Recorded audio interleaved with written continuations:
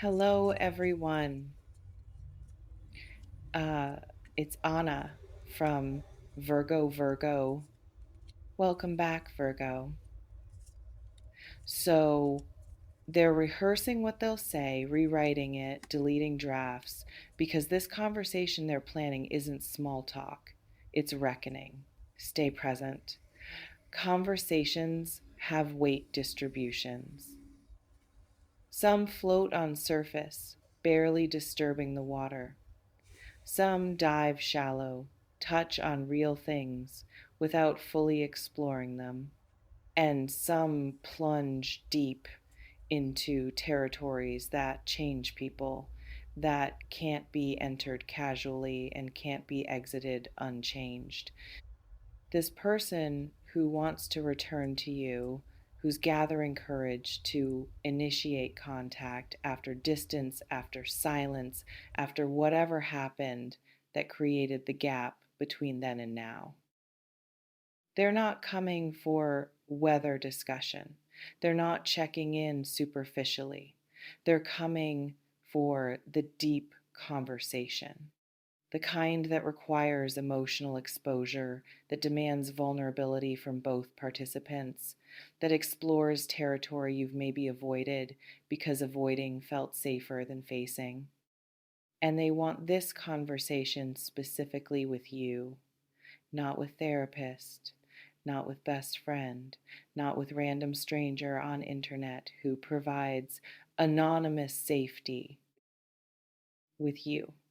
Because you're the person who needs to hear what they're planning to say, or because you're the person whose response actually matters, or because the conversation itself is about what exists or existed or could exist between you, and that conversation can't happen with anyone except the two people it involves.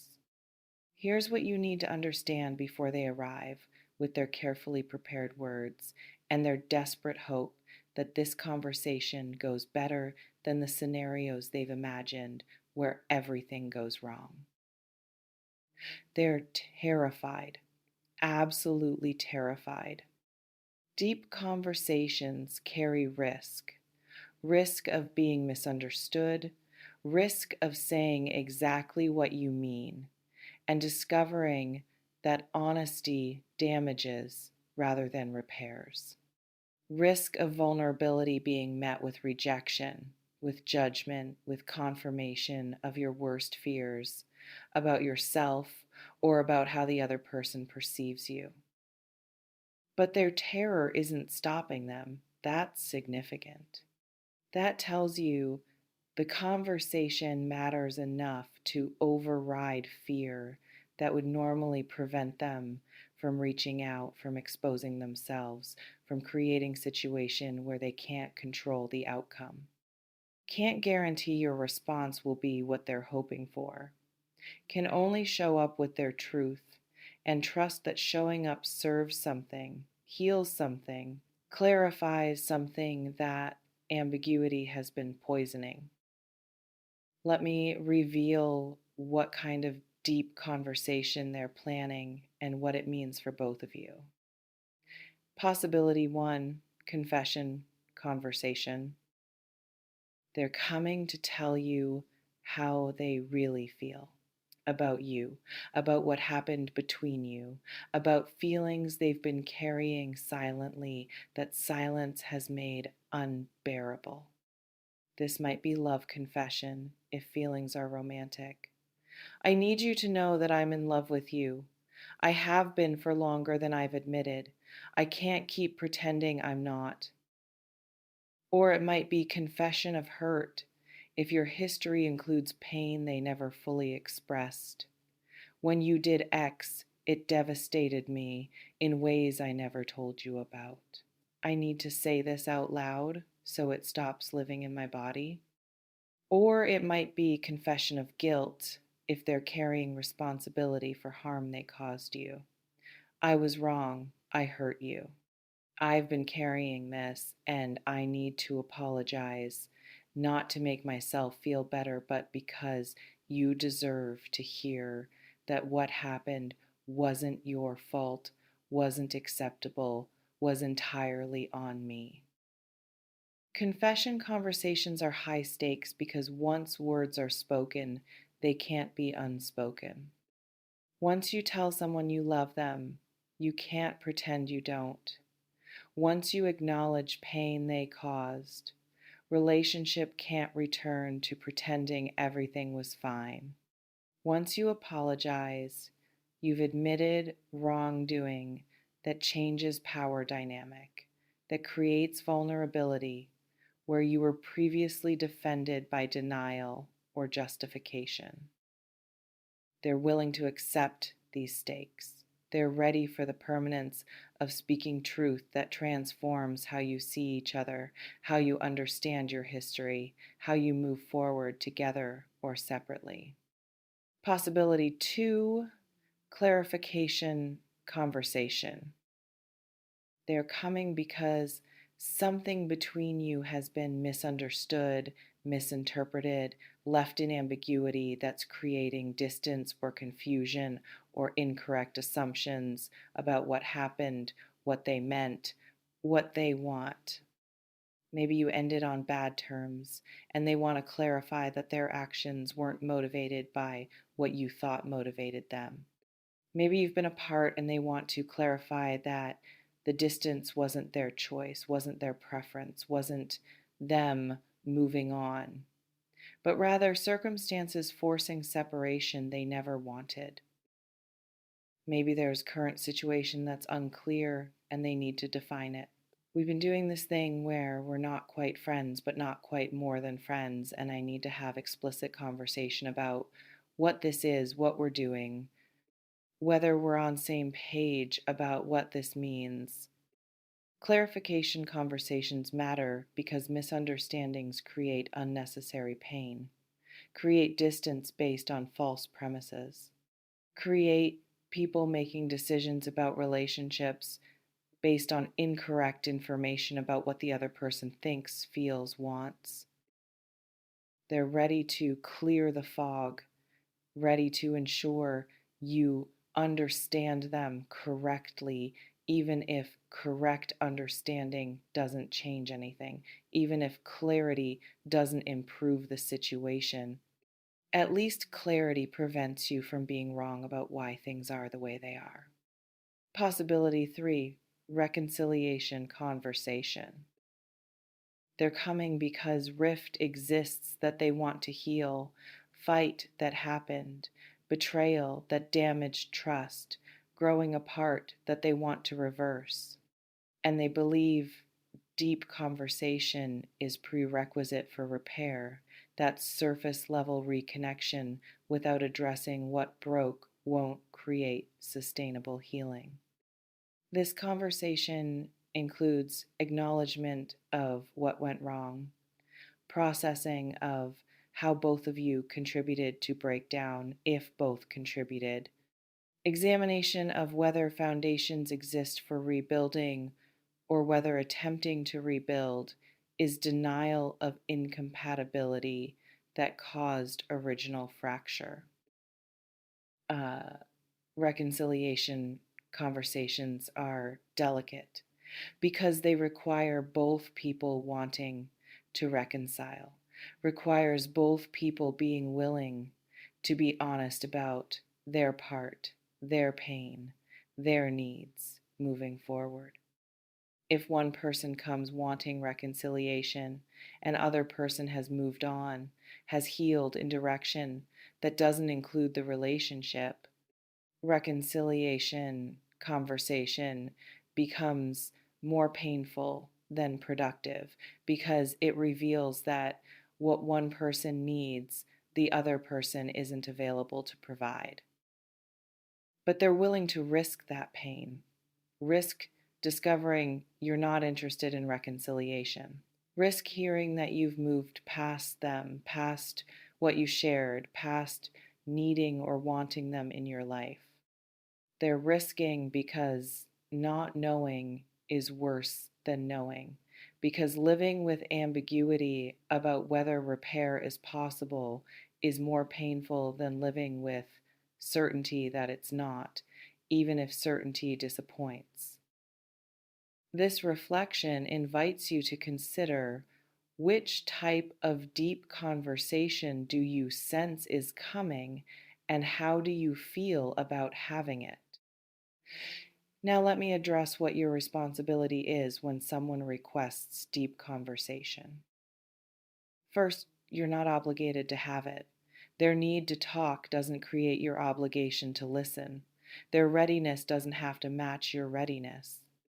If you're not in place where deep conversation serves you, where you have capacity for emotional intensity, where you're willing to engage with honesty rather than just going through motions to get conversation over with, you're allowed to say no. You're allowed to say, I'm not ready for this conversation. You're allowed to ask for time before deciding whether you're willing to engage. Don't have deep conversation just because someone wants it. If having it compromises your healing, reopens wounds you've closed, pulls you back into dynamics you've escaped, protect yourself. Your peace matters more than their need for conversation that might serve them but damage you. But if you are willing, if you have capacity, if you're genuinely open to whatever this conversation might uncover or resolve or create, then your responsibility is showing up with honesty, with presence, with willingness to hear them fully before defending, before correcting, before rejecting what they're offering. Deep conversations fail when one person talks and other person waits to talk rather than actually listening. When defenses activate immediately and prevent anything from landing.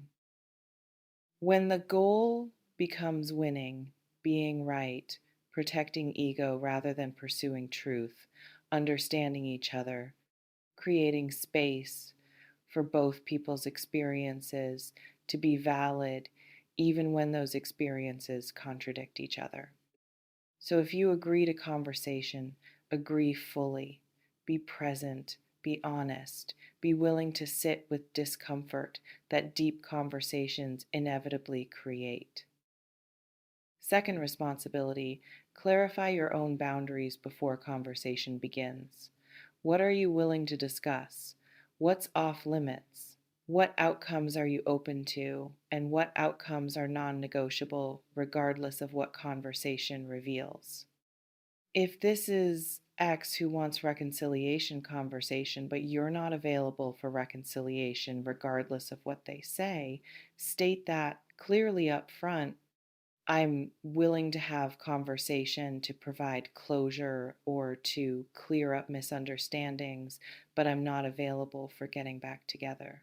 If that's what you're hoping for, I want you to know that before we begin, this honesty might hurt them, might make conversation more difficult because they know before starting that their hoped for outcome isn't possible.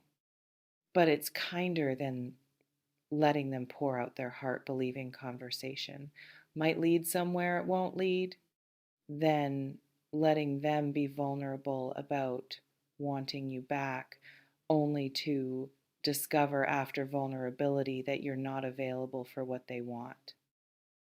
Third responsibility, be willing to be wrong. Deep conversations often reveal that your understanding of situations was incomplete, that your certainty about motivations was based on assumptions rather than facts, that narratives you've constructed don't match other person's actual experience. Stay open to being corrected, to learning that what you thought happened isn't what happened, to discovering that person you judged harshly had context you didn't know, to realizing that you contributed to problems you blamed entirely on them. This openness is hard, requires humility, requires being willing to adjust your story, to integrate new information, to admit that being certain didn't mean being right.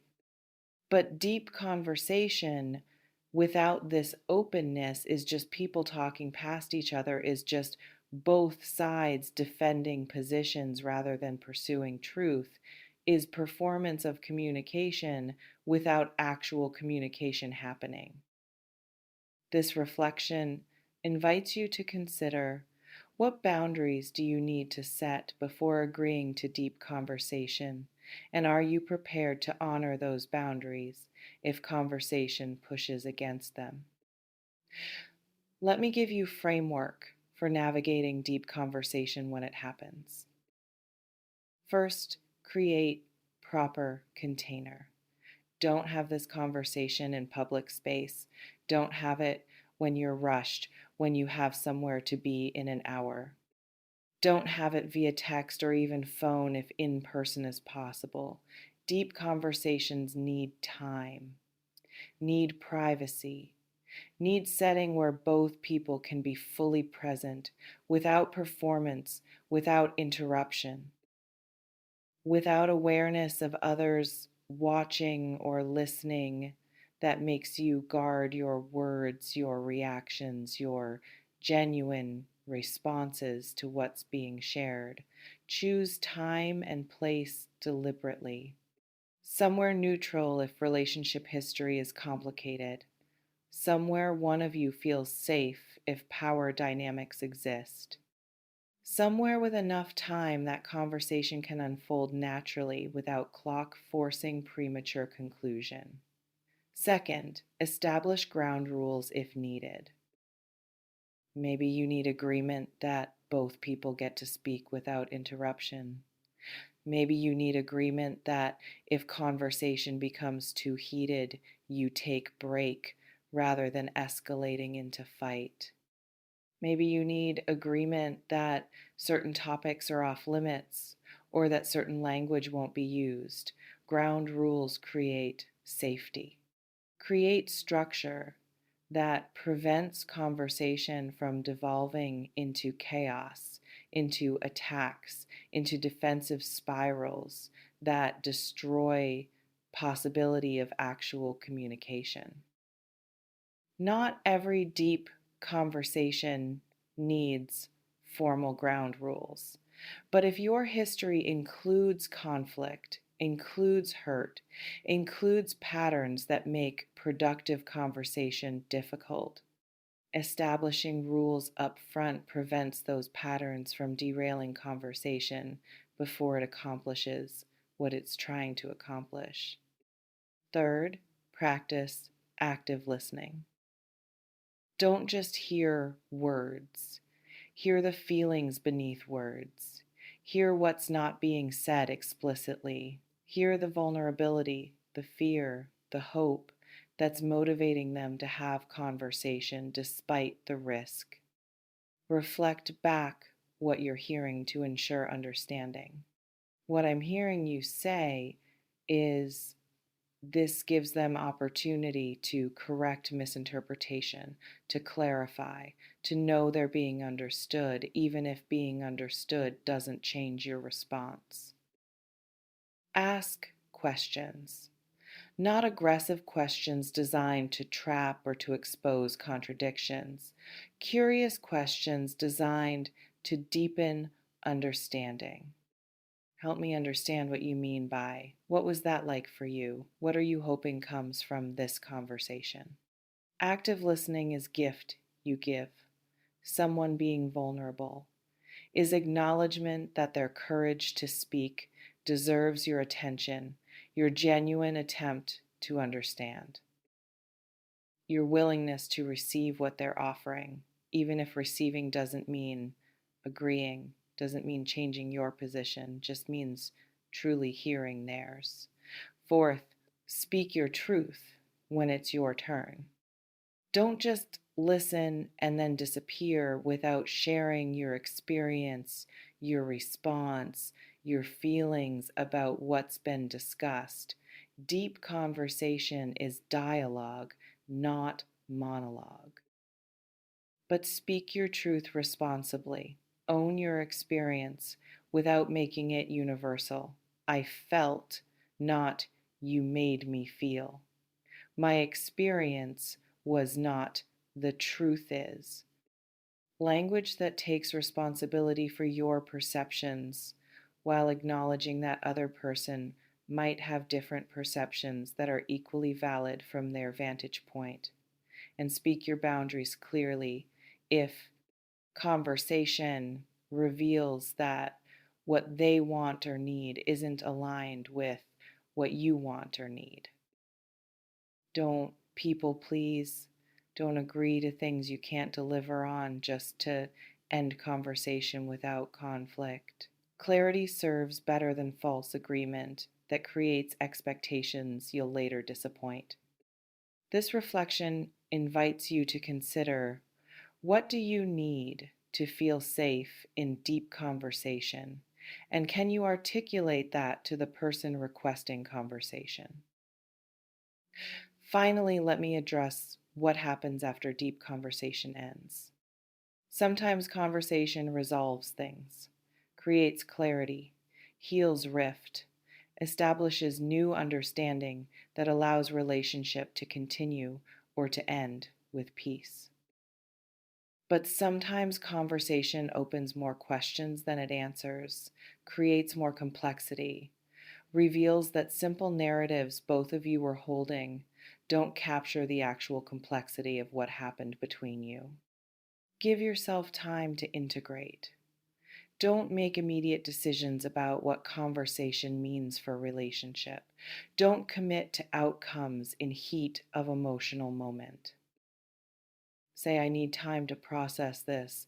Can we reconnect in X days to discuss where we go from here? Processing time protects you from being swept up in emotion, from making choices based on how you feel in moment rather than based on sober assessment of what serves you long term. And be prepared for possibility that deep conversation changes nothing. That despite honesty, despite vulnerability, despite both people showing up fully, the fundamental incompatibility or the irreparable damage or the different visions for what relationships should be, those remain. Deep conversation doesn't magically fix broken things, doesn't guarantee reconciliation, doesn't ensure that understanding each other creates ability to be together. Sometimes it just provides clarity. And clarity, while valuable, is sometimes clarity that relationship has run its course, that love alone isn't enough without compatibility, that wanting to make it work doesn't actually make it work. Accept whatever truth conversation reveals, even if truth disappoints, even if truth means letting go rather than holding on. Someone wants to return for deep conversation.